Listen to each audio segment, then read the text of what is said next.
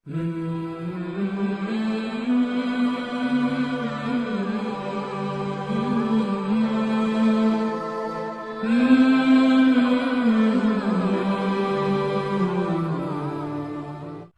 اللہ الرحمن الرحیم۔ السلام علیکم ورحمۃ اللہ وبرکاتہ۔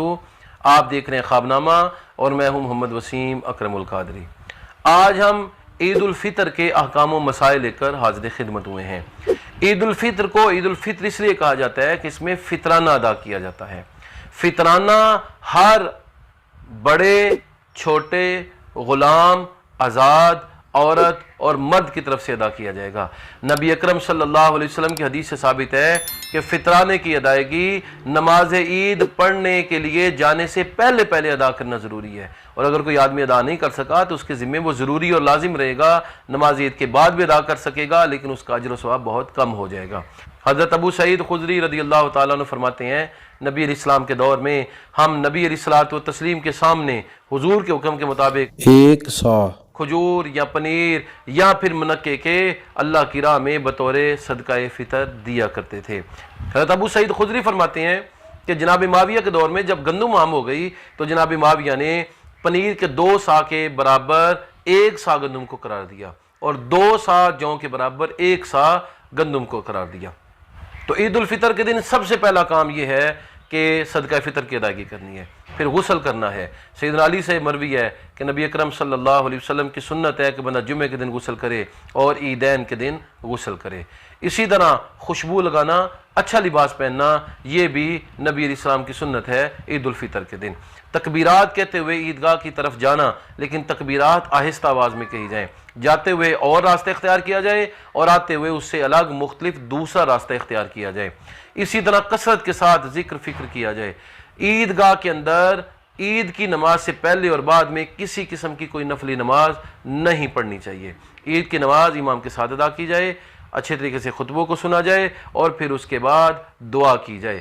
نبی اکرم صلی اللہ علیہ وسلم کی حدیث ہے کہ جب کوئی بندہ عید الفطر کے دن نماز عید کے لیے جاتا ہے تو اللہ تعالیٰ فرشتوں سے فرماتا ہے اس بندے کا کیا اجر ہونا چاہیے جس نے پوری مزدوری کی ہے؟ تو فرشتے کہتے ہیں اسے پورا اجر ملنا چاہیے۔ اللہ رب العالمین فرماتا ہے اے فرشتوں گواہ ہو جاؤ، ان بندوں نے پورے روزے رکھے میری رضا کے لیے اور آج عید کی نماز ادا کر کے مجھ سے میری بخشش طلب کر رہے ہیں، گویا اپنا اجر مانگ رہے ہیں، میں نے ان کے لیے جنت لکھ دی اور تمہیں گواہ بنا دیا۔ اس حدیث سے ثابت ہوا کہ عید الفطر کی نماز کی ادائیگی بڑے اجر و ثواب کا سبب ہے اور بڑے اجر و ثواب کا کام ہے۔ عید الفطر کے دن غرباء مساکین کا خیال رکھنا، اپنے کھانے میں انہیں شریک کرنا، اپنے بچوں اور رشتہ داروں سے عید ملنا اور ان کے لیے دعا کرنا، یہ بھی سنت ہے۔ صحابہ کرام جب آپس میں عید کے دن ملتے تھے تو یہ دعا کیا کرتے تھے تقبل اللہ منا ومنکم، اللہ ہم سے عبادت قبول فرمائے اور تم سے بھی عبادت کو مقبول فرمائے۔ تو یہ دعا ہے عید ملنے کی جو صحابہ عظام سے ثابت ہے۔ اسی طرح عید الفطر کے بعد سب سے پہلے کیا کام کرنے ہیں؟ عید الفطر کے بعد شوال کے جو 6 روزے ہیں وہ نبی علیہ السلام کی سنت ہیں، یعنی 2 شوال، 3، 4، 5، 6، 7 شوال تک۔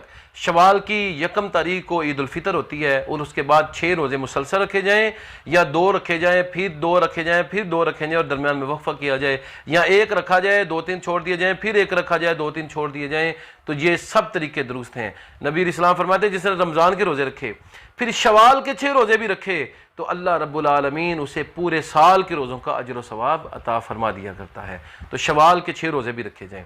اگر کسی آدمی کے سفر کی وجہ سے، بیماری کی وجہ سے رمضان کے روزے رہ گئے تھے تو عید کے بعد یعنی 1 شوال کے بعد وہ اپنے ان روزوں کی قضا بھی کرے۔ اگر کوئی بہت زیادہ بوڑھا ہے، روزے رکھ نہیں سکا تھا تو وہ اپنے روزوں کا فدیہ ساتھ ہی ادا کر دے تو بہتر ہے۔ قرآن کریم نے بیان کیا ہے کہ 1 روزے کا فدیہ 1 مسکین کو کھانا کھلانا ہے۔ اگر کھانا نہیں کھلایا جا سکا تو رقم بھی دی جا سکتی ہے۔ اگر رمضان میں نہیں دی جا سکی تو جو ہی میسر آئے عید کے بعد فوری طور پہ غرباء مساکین میں وہ رقم تقسیم کر دی جائے۔ تو یہ وہ اعمال ہیں جو عید الفطر کے دن کرنا سنت ہے۔ ان میں ایک عمل یہ بھی ہے کہ اپنے ناراض رشتہ داروں کو، دوست احباب کو، اعزا قربا کو منایا جائے۔ نبی علیہ السلام فرماتے ہیں جو آدمی ابتدا کرتا ہے صلہ رحمی میں جو آدمی رشتہ جوڑنے میں ابتدا کرتا ہے اللہ رب العالمین کی طرف سے وہ رحمت میں بھی ابتدا کرتا ہے، رحمت کا بھی پہلے مستحق ٹھہرتا ہے۔ اسی لیے نبی علیہ السلام نے فرمایا کہ مومنوں میں سے بہتر مومن وہ ہے جو سلام لینے میں اور صلح کرنے میں پہل کرتا ہے۔ اللہ رب العالمین سے دعا ہے ہمیں عمل کی توفیق مرحمت فرمائے۔ وآخر دعوانا ان الحمد للہ رب العالمین۔